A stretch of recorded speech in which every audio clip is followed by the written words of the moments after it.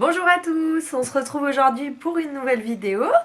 Je suis très contente de faire cette vidéo. Je voulais absolument vous faire la vidéo du récit de mon premier accouchement. Avant du coup que le deuxième soit là. Juste avant de démarrer cette vidéo, je voulais simplement vous expliquer un petit peu. Pour moi, je fais cette vidéo voilà, pour vous expliquer, aider justement peut-être certaines personnes. J'en avais beaucoup regardé pour la grossesse de Léo justement. Donc je préfère être totalement transparente. Je vais pas tourner autour du pot. Ça sera vraiment quelque chose de très carré et très représentatif de la réalité. Je veux pas vous faire une représentation complètement faussée de cette journée. Donc ça me paraît assez important d'être totalement transparente. Donc s'il y a des personnes qui sont très vite choquées ou quoi que ce soit, je préfère je préfère prévenir et si c'est le cas, je vous invite à tout de suite regarder peut-être une autre vidéo du coup. Voilà. Donc pour ce qui est de mon accouchement, donc en fait, j'ai perdu les os pour Léo le 11 décembre, ça a commencé comme ça. Le terme exact était prévu pour le 17, si je ne dis pas de bêtises, pour le 17 décembre. Donc il avait un tout petit peu d'avance, mais bon, on était complètement au terme. Donc en fait, du coup, je me suis levée le matin, c'était aux alentours de 7h30. Je tournais dans le lit depuis 5-10 minutes. Je sentais, on dit toujours, on sent qu'il y a quelque chose qui va se passer ce jour-là, et ça a vraiment été la sensation tout de suite. Dès que j'ai ouvert les yeux, je me suis dit, c'est hyper bizarre, je sens quelque chose de très très bizarre. Je me lève, je vais aux toilettes. Et là, en sortant des toilettes, je marque un temps d'arrêt, je me dis c'est le moment, j'en suis sûre, voilà. Et là, je me bloque dans le couloir, je me vois encore, et là, je perds les os, donc énorme flaque, enfin bon, voilà, on se passera on se passera des détails, mais du coup j'ai pas fissuré la poche des os, hein, j'ai vraiment perdu les os. Donc à ce moment-là, moi je suis toute excitée, j'en peux plus, donc je cours, comme je peux, mais je cours dans la chambre, réveiller mon chéri, qui lui dormait comme un bienheureux, on va dire. Et je lui dis ça y est, je viens de perdre des os. Il me dit la première phrase dont je me souviendrai toujours qu'il m'a dite, c'est t'en as mis partout. Voilà, donc je lui ai répondu que oui. Et pour la petite anecdote, ce qui était très très drôle, c'est que bon, on a appelé après ça, on a tout de suite appelé la maternité en expliquant que je venais de perdre des os. J'étais vraiment à 5 minutes hein, à ce moment-là de la maternité, voilà, en leur expliquant que j'avais pas de contraction, mais que je venais de perdre des os. Donc ils nous ont dit prenez votre temps, vous pouvez venir sous 2 heures, etc. Donc c'est vraiment ce que j'ai fait. Et la petite anecdote rigolote, c'est que mon chéri me suivait dans tout l'appartement avec des lingettes pour éponger à chaque fois que je laissais du coup du liquide, puisque voilà, clairement c'était c'était ce que je perdais. Donc suite à ça, j'ai été prendre une douche. J'étais vraiment surexcitée, surtout qu'à ce moment-là, j'avais vraiment aucune contraction. Donc j'étais pas du tout dans le côté douloureux, etc. On se disait juste que, voilà, de toute façon, en perdant les os, c'est certain qu'ils me garderaient à la maternité, donc que ça allait arriver et qu'on allait enfin rencontrer notre bébé après 9 mois d'attente. Donc c'était vraiment voilà, un bonheur immense. Donc voilà, je prends mon temps, je prends ma douche et suite à ça, mon chéri me dit qu'il veut absolument que je mange. J'avais pas du tout faim, il était 8h du matin quand j'ai perdu les os, donc voilà, à ce moment-là il devait être 8h30. J'avais qu'une envie, c'était d'aller à la maternité, me disant que le fait d'aller à la maternité, bien sûr, ça allait déclencher le travail, chose qui n'est pas vraie du tout, mais voilà. Et du coup, j'ai quand même mangé. parce que juste avant on avait eu pas mal d'amis qui avaient eu aussi des accouchements et j'avais beaucoup d'amis qui à la maternité n'avaient pas pu manger. Donc bah voilà, hein, je m'étais dit effectivement si je peux manger avant, pendant toute la durée du travail, si je n'ai pas le droit, ça sera quand même mieux. Donc voilà, je prends mon temps, je mange, etc. On prend tout ce qu'on a à prendre, je boucle ma valise et nous voilà partis à la maternité. Donc on arrive à la maternité, je dirais vers 10h, 10h30 à peu près. Comme je vous ai dit, on était à 5-10 minutes. Et il faut savoir que dans la voiture, j'ai commencé à ressentir mes toutes premières contractions. Alors, je vais pas vous dire que c'était agréable, hein, ça l'était pas, mais par contre, c'était vraiment le tout début du travail. Donc, voilà quoi, tout à fait supportable, vraiment tranquille. Donc voilà, j'arrive à la maternité, ils me font le test du coup pour être bien sûr que j'ai perdu les os, même s'il y avait clairement aucun doute, donc c'était bien ça. Et puis bah du coup en même temps, elle m'a examinée pour savoir à combien était mon col, puisque pour rappel, pour l'accouchement, il faut que le col soit dilaté à 10 cm. Donc moi, au moment où je suis arrivée, voilà, les contractions commençaient un petit peu à s'intensifier, mais tout à fait gérable. Et j'étais à 1 cm. Donc voilà, rien quoi. C'est ce qui expliquait pourquoi est-ce que je n'avais pas mal. J'avais simplement perdu la poche des os, mais bah voilà, ce qui voulait dire que le travail s'enclenchait, mais il n'y avait rien de plus.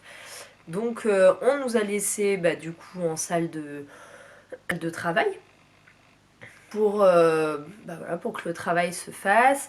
Et c'est vrai qu'à ce moment-là, quand on est arrivé à la maternité, on a tout de suite été pris en charge par une sage-femme avec qui j'ai vraiment accroché. C'était quelqu'un qui était très à l'écoute. Et ça a été vraiment super tout ce début de travail.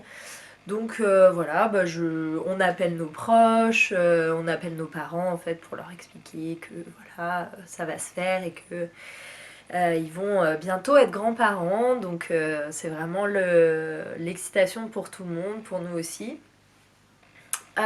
Et puis bah voilà, hein, les choses se font.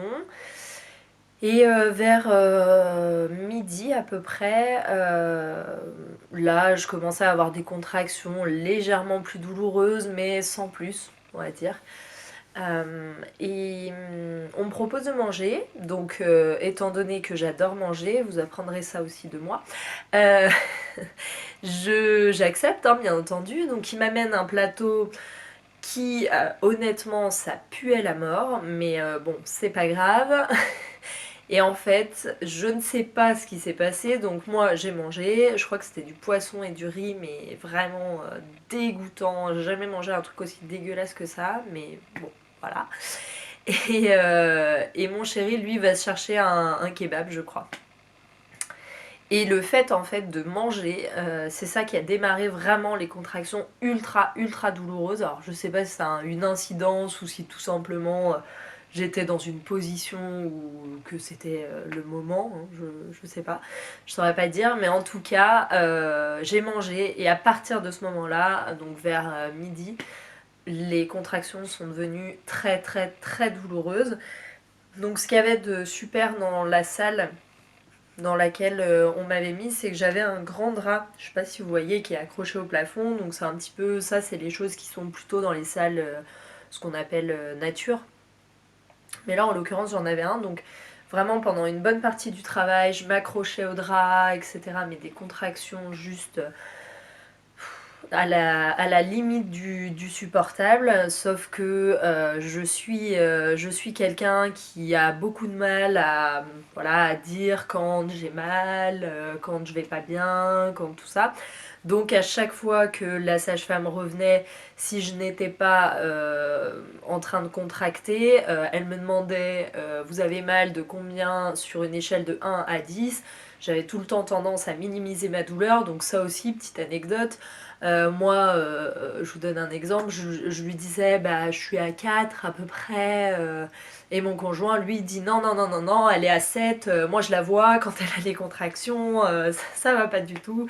Donc voilà, c'était assez marrant, je pense, pour la sage-femme. Donc c'était toujours la même à ce moment-là qui nous suivait.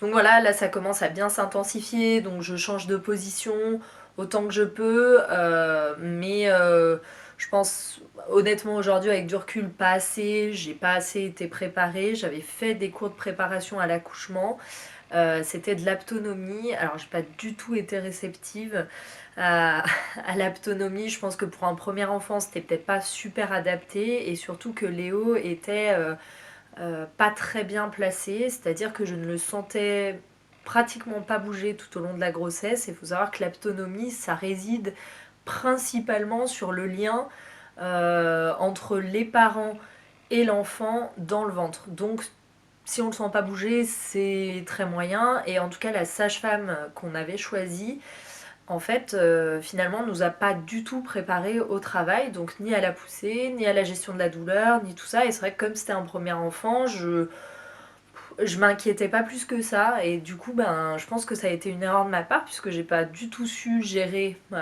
correctement mes contractions.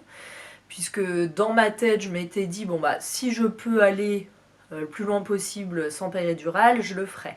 Sauf que, bien entendu, en n'étant pas du tout préparée, ni au niveau du souffle, ni au niveau de quoi que ce soit, ça n'a pas fonctionné. Voilà, mon envie de ne pas avoir la péridurale, etc., forcément, c'était plus compliqué. Donc, du coup, là, à ce moment-là, voilà, mon conjoint me faisait des massages, m'aidait voilà, dans la gestion de la douleur que je ne gérais pas du tout. Voilà, j'étais juste dans le mal-être, dans le fait d'être... je me contractais moi-même, j'avais mal, j'avais mal, j'avais mal. Tant bien même que... donc ça devait être dans l'après-midi. J'ai vomi de douleur. Voilà, tellement que j'ai eu mal, je me suis mise à vomir parce que j'avais trop mal en fait. Voilà. Et cette même sage-femme dont je vous parlais tout à l'heure, donc elle était vraiment dans l'accompagnement, en étant vraiment à notre écoute, voilà, en nous aidant du mieux qu'elle pouvait. Comme je lui avais dit en arrivant que moi oui, je souhaitais la péridurale, mais je souhaitais aller le plus loin possible sans. Elle m'a proposé aussi des méthodes alternatives. Et notamment à un moment, elle m'a proposé de faire de l'acupuncture. Donc j'ai accepté. Du coup, elle m'a posé des aiguilles. Donc l'acupuncture, hein, j'en avais fait également pour déclencher l'accouchement. Alors c'est ça ou pas. Faut savoir que j'en avais fait une semaine avant d'accoucher. Donc bon, on ne saura jamais si c'est ça qui a déclenché ou pas. Donc l'acupuncture, c'est mettre des petites aiguilles à certains points dans le corps qui vont soulager certains maux. Voilà, pour faire assez simple, je suis pas une experte. Si d'ailleurs vous connaissez mieux ce genre de pratique, n'hésitez pas à le dire en commentaire. Et donc du coup, elle m'a mis des aiguilles donc, dans la cheville, sur le ventre et dans le genou, je crois.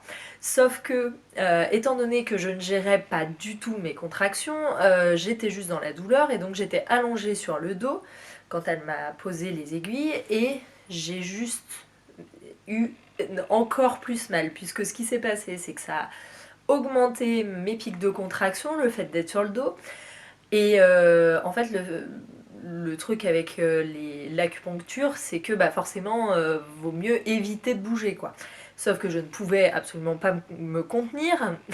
Donc ce qui s'est passé, c'est que j'enfonçais encore plus les aiguilles qui étaient dans mon ventre, dans ma cheville, etc. Donc en fait, voilà, ça n'a absolument pas fonctionné. Après, je ne remets absolument pas en cause l'acupuncture, mais plutôt voilà, sur mes cours de préparation qui, je pense, n'ont pas été à la hauteur en fait. Voilà. Donc à ce moment-là, voilà, voyant que j'étais vraiment dans le mal, on me propose la péridurale que j'accepte. Et à ce moment-là, je vais passer sur une autre partie du coup de mon accouchement. Pour information, à partir de ce moment-là, moi-même, dans ma mémoire, j'ai très peu de souvenirs de tout ce qui s'est passé. Voilà, vous comprendrez après pourquoi. mais j'ai très peu de souvenirs. Donc là, je vais vous raconter avec ce que mon conjoint et ce dont moi je me souviens. C'est pour ça que si je suis un petit peu hésitante, ne vous inquiétez pas, c'est normal. Euh, donc là, voilà, assez rapidement, hein, finalement, je suis emmenée donc dans une autre salle pour qu'on me pose ma péridurale. Donc mon conjoint, bien sûr, on demande à mon conjoint de sortir pendant la pause de la péridurale, même si lui, clairement, je pense qu'il aurait préféré être avec moi au vu des douleurs, etc. C'est pas du tout quelqu'un de douillet et qui a peur des aiguilles, etc. Donc c'est certain qu'il aurait tout à fait supporté voir ça, mais bon, c'est le protocole, donc on a suivi ça. Donc bien sûr, pendant la pause de la péridurale, c'est très très compliqué parce qu'on nous demande justement de ne pas bouger. Et bien entendu, la pause se fait assez rapidement. Mais malheureusement, ça se fait assez rapidement, mais ça se fait souvent. Il y a forcément une, voire deux ou plus de contractions. Et c'est très compliqué de ne pas bouger quand on a une contraction. Donc au moment de la pause de la péridurale, j'étais seulement dilatée finalement à 4 cm. Donc ce qui n'était pas du tout finalement énorme. Hein. J'avais pas... Enfin mon col c'était pas plus ouvert que ça. Mais je voulais de toute façon... voilà, je supportais plus les douleurs. Pour moi c'était impossible de rester dans cette situation-là. Donc il fallait qu'on me soulage. Donc voilà, il me pose la péridurale. J'ai toujours cette sage-femme avec qui je m'entends très bien et qui est là pour me soutenir, pour me tenir, pour m'aider pendant ma contraction, pendant la pause. Voilà, la pause se passe très bien. Très honnêtement, bon, vous avez beaucoup de choses maintenant sur la péridurale. Vous avez des personnes qui vont vous dire que la péridurale, c'est une aiguille comme ça. Voilà, moi honnêtement, j'ai bien sûr pas vu, pas regardé. En fait, je pense que vous êtes tellement dans un moment extrêmement compliqué et où vous voulez tous juste être soulagé que pour vous, c'est... vous en fichez en fait. De l'aiguille, etc., etc. C'est pas quelque chose auquel vous pensez à ce moment-là. Donc voilà, donc ça s'est très bien passé, en tout cas à ce moment-là, ça s'est très bien passé. On me pose la péridurale, mon mari peut re-rentrer. J'ai dit mon mari alors qu'on n'est pas du tout mariés. Je ne sais pas pourquoi j'ai dit ça. C'est un signe. Euh, donc mon conjoint est re-rentré à ce moment-là dans la salle. Et là, j'ai été soulagée, je vous dirais, pendant une petite heure, 3/4 d'heure, quelque chose comme ça. Où réellement, bon bah là, il y avait les bienfaits de la péridurale, ou ce que tout le monde vous dit, c'est-à-dire c'est merveilleux, c'est magnifique. Voilà, on sent encore plus ou moins les contractions, mais plus du tout de douleur. Donc c'est magique. Donc pendant 3/4 d'heure, je suis dans cet état d'esprit-là, où tout va bien, et où on se dit, punaise, mais ça va être génial, quoi. Puisque je sens quand même un petit peu, mais par contre, voilà, je n'ai plus mal, quoi, en fait. Je suis plus du tout dans la gestion de la douleur, etc. Très rapidement, donc après ces 3/4 d'heure, on va dire, de répit, j'ai commencé à ressentir à nouveau les douleurs sur mon autre jambe, sur ma jambe gauche, où là, d'un coup, en fait, ça me reprend. Et je ressens en fait des contractions de douleur, donc voilà, contractions, jambes, etc. Enfin bon, tout y était, mais que d'un côté. Et donc là, ça commence à être très très difficile, puisque je pense que psychologiquement, en fait, ce qui est très très compliqué, c'est de se dire qu'on est sous péridurale, qu'on a accepté le fait d'y être, mais que en fait ça ne fonctionne pas. Donc là on appelle une fois, deux fois, 20 fois les anesthésistes, sauf que c'est au mauvais moment, ça tombe pas très bien. À ce moment-là en fait il y a la relève, donc la relève des sages-femmes, la relève des anesthésistes. Donc ce qui fait qu'on met beaucoup de temps à venir nous voir, et c'est un élève anesthésiste. Et en plus, pour couronner le tout, la machine donc de péridurale ne fonctionne pas très bien. C'est-à-dire que on vous donne en fait une petite molette que où vous pouvez appuyer quand vous avez mal. Donc moi, la première réaction, quand je recommence à sentir des douleurs, j'appuie une fois, deux fois. De toute façon, bien sûr, il y a une protection entre guillemets, même si vous appuyez 10 fois, vous n'aurez pas 10 fois la dose qu'il faut quoi. De toute façon, c'est bien réglé, etc. Vous pouvez pas être en surdosage étant donné qu'on vous donne la molette. Donc on appuie, on appuie, on appuie, et en fait rien ne se passe, et à ce moment-là, c'est horrible, puisque là je recommence à ressentir, ressentir, ressentir, mais puissance 1000, forcément, puisque en fait mon col s'était ouvert, et que là en fait je commençais à être dilatée, je crois de tête que j'étais à 7 ou 8 cm, et où en fait là je ressentais finalement toutes les contractions comme si je n'étais plus du tout sous péridurale. Donc forcément très très compliqué. Et on appelle, donc voilà, sauf au moment, donc comme je vous disais, de la relève. Donc on n'a pas tout de suite quelqu'un, et puis on a quelqu'un, mais qui nous croit, enfin qui me croit moyennement. Donc il vient, c'est l'élève, donc voilà, il vient me voir et il me dit oui, enfin voilà, on sent qu'il n'est pas vraiment hyper, enfin voilà, qui me croit pas vraiment. La sage-femme, la nouvelle sage-femme, donc après la relève, est plus du tout aussi sympathique que l'autre, et on sent complètement en fait le vent tourner, on va dire. Et donc là, ben voilà, hein, moi je suis dans une souffrance énorme à ce moment-là, et c'est pour ça, tout à l'heure je vous disais que je n'ai plus beaucoup de souvenirs. En fait, à ce moment-là, je pense que mon cerveau clairement s'est mis sur off et a dit je veux occulter ce moment de ma vie, je veux pas me souvenir. À partir de ce moment-là, moi j'ai vraiment, c'est le blackout total. C'est-à-dire que je suis juste dans la douleur, j'ai des brives en fait de ce qui s'est passé, mais c'est très très flou pour moi.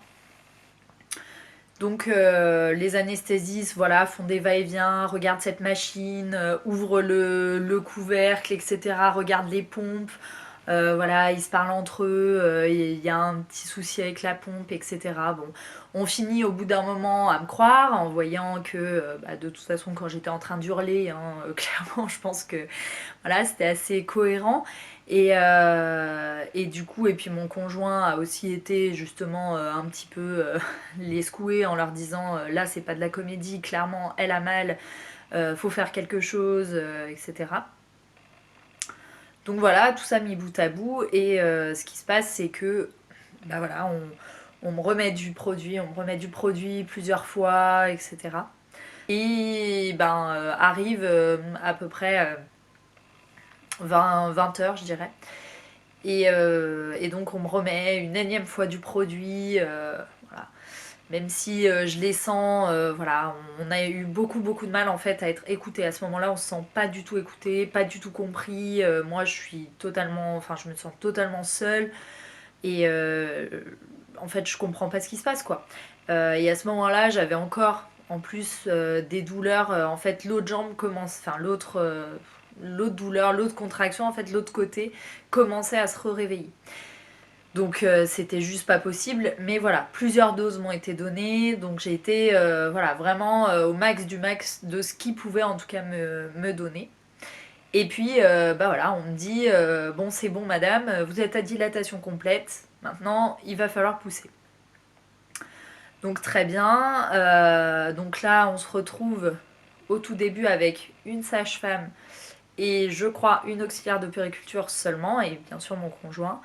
Et là, la sage-femme, mais toujours très froide, très... Enfin, pas du tout dans l'accompagnement, me dit bon allez, c'est bon, vous poussez, vous sentez mes doigts, vous poussez. Et sauf que bah, ce qui s'est passé, c'est qu'il y a eu à peu près, on va dire 1 heure, à peu près à dilatation complète. Et en fait, bah, ce qui s'est passé, c'est que pendant cette heure-là, d'un coup, en fait, je n'ai plus rien senti du tout. C'est-à-dire que c'était ni comme au tout début où la péridurale semblait être bien dosée, semblait avoir bien fonctionné, ni comme au milieu, puisque là je sentais tout, complètement l'intégralité des contractions, mais là, cette fois-ci, je ne sentais plus rien du tout. C'est-à-dire que l'intégralité à partir de mon nombril jusqu'à la pointe de mon orteil, je ne sentais plus rien du tout. Donc, essayez, hein, faites... Enfin, essayez, ça va être compliqué, mais faites le test, mais du coup, pour pousser ou pour avoir une sensation quelconque, sachant que vous n'avez plus rien, en fait, vous ne sentez plus vos jambes, vous ne sentez plus rien, c'était impossible. Et donc cette sage-femme commence à être très agressive, voilà, me dit allez, enfin voilà, votre bébé là après il risque d'y avoir des problèmes, donc dépêchez-vous, poussez. Sauf que moi je poussais, mais bien entendu que je ne poussais pas au bon endroit, étant donné que je ne sentais rien. Et l'auxiliaire puériculture, qui elle était vraiment beaucoup plus sympathique, beaucoup plus dans l'accompagnement, me met tout simplement la main sur mon ventre et me dit essayez de retirer ma main en fait. Et ça c'est vraiment ce qui m'a aidée, donc j'ai vraiment réussi à pousser entre guillemets à ce moment-là. Mais toujours sans rien sentir, en étant... j'étais là si vous voulez physiquement, mais mentalement j'étais complètement ailleurs quoi. Je sentais que je ne me sentais plus là du tout quoi. Donc voilà, donc je fais mes poussées, voilà, tout se passe, mais pour moi c'est... Voilà, je n'ai absolument aucun souvenir de ça. Donc je pousse, etc. Et très rapidement, on vient nous dire, bon, ne vous inquiétez pas, il va y avoir beaucoup de personnes qui vont débarquer dans la salle d'accouchement. Mais là, votre bébé a besoin de sortir. Ça fait plus de 40 minutes, je crois, que vous poussez. Donc il faut impérativement qu'il sorte. Donc on va utiliser du matériel. Donc là, on voit débarquer des infirmiers, des médecins certainement, etc. Et qui nous expliquent que ils vont utiliser du coup les forceps pour le faire sortir, puisque je pense que du coup je poussais même avec je dirais les bons conseils de l'auxiliaire puériculture, ça ne devait pas suffire. Il était coincé et du coup donc ils ont utilisé les forceps pour le faire sortir. Voilà. Donc ils ont mis les forceps. Il est tout de suite sorti grâce aux forceps. Et donc là, c'est une énorme déception puisque je ne me souviens pas en fait de la naissance de mon fils. Après, mon but, c'est absolument pas d'alarmer qui que ce soit.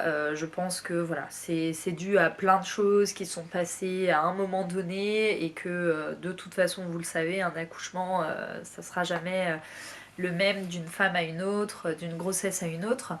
Mais voilà en tout cas pour ce qu'il en est. Donc en fait ce qui s'est passé c'est que voilà, la délivrance arrive, donc Léo est posé tout de suite sur moi. Tout se passe bien, il est en très bonne santé, voilà, ils l'ont sorti et même s'il y a eu les forceps, etc., tout va très bien. L'avantage que j'ai eu, c'est que donc, j'ai eu une très grosse épisiotomie, du coup, dû au forceps, dû au fait que j'ai certainement énormément poussé. Je vous dis une grosse épisiotomie, mais pour vous dire, mon conjoint a demandé le nombre de points, ils n'ont jamais voulu nous le dire. Voilà, donc c'était assez sympa et je revois encore le médecin, je pense que c'était une médecin, me recoudre en faisant des grands gestes justement autour de la zone, on va dire. L'avantage, c'est qu'étant donné que je ne sentais absolument plus rien, je n'ai rien senti au moment où ils ont recousu. Donc ça, c'est plutôt la bonne nouvelle. Donc voilà, donc ils ont posé Léo sur moi. On a pris des photos, etc. Donc j'ai des photos de ce moment-là, et heureusement. Et puis, une fois tout ça, voilà, une fois que tout a été fait, entre guillemets, au niveau des soins pour Léo et pour moi, en général, quand vous êtes sous péridurale, on vous laisse 2 heures à peu près pour vous remettre en salle d'accouchement et puis ensuite on vous rebascule en chambre. Donc moi, ça a été le cas pendant 2 heures, 3 heures, 4 heures. Et en fait, ce qui s'est passé, c'est que je ne retrouvais pas l'usage de mes jambes, étant donné que la dose, je pense, a été très très forte finalement en péridurale. Excusez-moi, j'ai dû couper cette vidéo car j'avais un petit gremlins qui venait de se réveiller. Je fais cette vidéo pendant sa sieste. Je ne sais plus du coup exactement où j'en étais. Il me semble que j'étais en train de vous dire que du coup après plusieurs heures à attendre justement en salle d'accouchement, en fait, que les choses se remettent, etc. Normalement, forcément on a dû du coup libérer la chambre pour laisser la place pour d'autres femmes, ça paraît logique. Sauf que du coup, ils savaient pas trop quoi faire de moi puisque ils pouvaient pas me renvoyer en chambre étant donné que, enfin dans ma chambre qu'on allait avoir par la suite, puisque je pouvais toujours pas marcher. Enfin, j'avais aucune sensation en fait dans le bas de mon corps, donc forcément. C'était très compliqué. Donc du coup, en fait, ils m'ont mis dans un espèce de sas. Je sais pas exactement où c'était. C'était une énorme salle avec plein d'appareils, etc. Et je crois que c'est l'endroit où ils font attendre les femmes normalement qui vont en césarienne. Donc c'était un énorme endroit où il y avait des va-et-vient tout le temps. Donc on est mis là-bas avec Léo et puis on nous dit voilà, on viendra vérifier, etc. etc. Donc bon, ça commençait à faire très long, donc mon chéri m'a dit bon je vais rentrer à la maison pour me reposer. Donc sauf que moi là, je suis au bout du rouleau puisque je ne comprends pas pourquoi, et je sens bien en fait que le corps médical ne comprend pas non plus. Mais en fait, je ne sens plus mes jambes quoi. Donc c'est très compliqué puisque vous avez un lit d'hôpital quoi, vous voyez à peu près ce que c'est, un brancard en fait. J'étais sur un brancard et juste à côté il y avait le petit berceau de Léo, donc avec des bords, et des bords hauts comme ça, c'est pas bien haut, mais des bords hauts comme ça, en plastique. Sauf que du coup moi j'étais beaucoup plus haute que lui. Et pour le prendre, donc moi je voulais allaiter, etc. Et du coup, c'était extrêmement compliqué, puisque ce qui s'est passé, c'est que moi, si vous perdez l'usage totalement de votre bas du corps, vous verrez que c'est très compliqué de se mouvoir, quoi. Donc je prenais Léo tant bien que mal, puis du coup personne venait, puisque j'étais plus en chambre, j'étais plus nulle part. Donc on est venu me voir, mais une ou deux fois en 4 heures de temps. Donc forcément, pour prendre Léo quand il pleure, etc. Enfin, c'était extrêmement compliqué. Je me sentais totalement seule. C'est pas du tout ce que j'avais imaginé. Donc c'était très dur, je pense, voilà, psychologiquement. Et puis au bout d'un certain temps, je saurais même pas vous dire qu'au bout de combien de temps, je vous dis, je pense au bout de 3 heures encore après, j'étais toujours donc dans cette salle, seule, avec Léo, avec des soignants qui passent, qui font des va-et-vient, mais des infirmiers, enfin voilà. Je me sentais un petit peu transparente à ce moment-là. Et surtout, je commençais un petit peu à m'inquiéter parce que je comprenais que c'était pas normal de totalement perdre l'usage de ses jambes. Donc, en plus, entre-temps, alors je ne sais plus si c'était la même sage-femme qui m'avait accouché ou pas, mais vous savez, on vient vous appuyer sur le ventre pour faire sortir en fait le sang. C'est ce qu'ils appellent les Yoki, je crois, je ne sais plus. Mais en fait, voilà, juste après l'accouchement, on vient vous appuyer sur le ventre pour faire partir le sang. En fait. Pour la faire simple, je ne suis pas du tout douée en médecine, vous l'aurez compris. Et donc, elle vient m'appuyer, cette nana, mais à une force, mais juste énorme. Ça me faisait mal, mais ça me faisait mal, c'était horrible. Et du coup, par la même occasion, elle vérifie mes jambes, etc. Elle me dit vraiment, vous avez aucune sensation, non, non, non, non, je sens rien, ok, ok, on va revenir. Et donc là, j'ai quelqu'un qui vient me voir et puis qui me dit, écoutez, en fait, on comprend pas ce qui se passe, on sait pas ce que vous avez, donc ce qui va se passer, c'est que dans 24-48 heures, si vous n'avez pas retrouvé l'usage de vos jambes, on fera des examens complémentaires. Donc là, je vous laisse imaginer un petit peu psychologiquement ce qui se passe dans votre tête.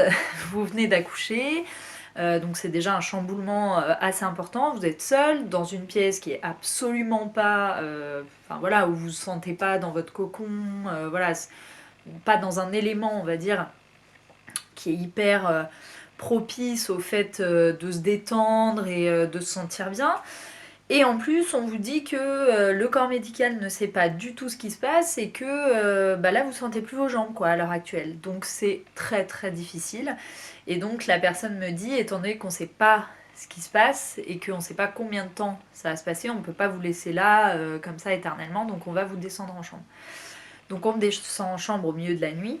Du coup, avec Léo, hein, ça par contre, voilà, on a eu beaucoup de chance puisque Léo allait très très bien. C'était entre guillemets seulement moi. Donc ça a été difficile, mais en soi, j'avais mon bébé avec moi. Donc ça, déjà, c'est une très très bonne chose. Donc ce qui s'est passé, on est redescendu en chambre. Mon chéri est venu ensuite nous rejoindre, je crois, vers 7h, 7h du matin. Donc j'avais bien sûr, après ça c'est normal, hein, mais j'avais bien sûr très peu dormi, voire pas dormi en fait. Toujours aussi compliqué de le prendre avec moi dans le lit, d'essayer de lui donner le sein, si j'y arrivais pas. Enfin bref, de toute façon ça a été assez chaotique les premiers jours. Donc forcément ça aussi, très très grosse déception, très difficile psychologiquement, puisque ce qui s'est passé, c'est que je n'ai pas du tout pu faire les premiers soins à mon bébé. J'ai pas pu le changer, j'ai pas pu lui donner son premier bain, j'ai pas pu l'habiller, j'ai rien pu faire en fait. Puisque je ne pouvais absolument pas marcher et je me souviens encore au bout de plusieurs heures, parce que je suis quelqu'un de très patient ou pas. J'en avais vraiment marre et voilà, je ne supportais pas être alitée comme ça, ne pas pouvoir me mouvoir, ne pas pouvoir m'occuper de mon bébé. Enfin, c'était hyper frustrant. Et du coup, au bout de dans la journée en fait qui a suivi l'accouchement, j'ai demandé à mon chéri, je lui ai dit écoute, c'est pas grave, je vais essayer, même s'ils sont pas d'accord, je vais essayer de me lever. Donc il me dit je pense que c'est pas une très bonne idée, mais vas-y. Donc il était avec moi, j'ai essayé, mais bon bien sûr mes jambes ont flanché et je me suis retrouvée par terre. Donc j'ai patiemment attendu et donc en fait j'ai totalement retrouvé l'usage de mes jambes seulement le lendemain soir. Donc ça faisait, voilà, en tout, il y a eu à peu près 24 heures où je n'ai pas pu ni marcher, voilà, ni rien faire.